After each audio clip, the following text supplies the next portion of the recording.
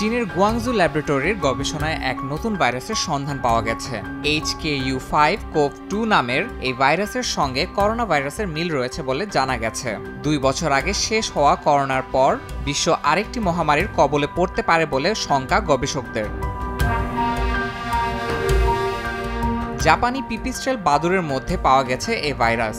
গবেষকরা জানান, পরীক্ষাগারে এটি মানব কোষ ও কৃত্রিমভাবে তৈরি ফুসফুস ও অন্ত্রের টিস্যুতে সংক্রমণ ঘটাতে সক্ষম হয়েছে। করোনা ও সার্স ভাইরাসের মতো একই রিসেপ্টর ব্যবহার করে এটি মানবদেহে প্রবেশ করতে পারে। এটি মূলত HKU5 ভাইরাসের একটি নতুন শাখা। এই ভাইরাস শুধু মানুষ নয়, বাদুড় সহ অন্যান্য প্রাণীর মধ্যেও সংক্রমণের ঝুঁকি তৈরি করতে পারে। তবে গবেষকরা বলছেন, ভাইরাসটির সংক্রমণ ক্ষমতা করোনা ভাইরাসের তুলনায় অনেক কম। বিজ্ঞানীরা এই ভাইরাসের শক্তি সম্পর্কে এখনও নিশ্চিত নন, তবে তারা পরিস্থিতির ওপর বিশেষ নজর রাখছেন। গুয়াংজু ল্যাবরেটরির প্রকাশিত গবেষণাপত্রে বলা হয়েছে, ভাইরাসটির উৎস ও বিবর্তন নিয়ে আরও গবেষণা প্রয়োজন। নতুন কোনো মহামারী এড়াতে বিশ্বজুড়ে সতর্কতা জোরদার করার আহ্বান জানিয়েছেন গবেষকরা।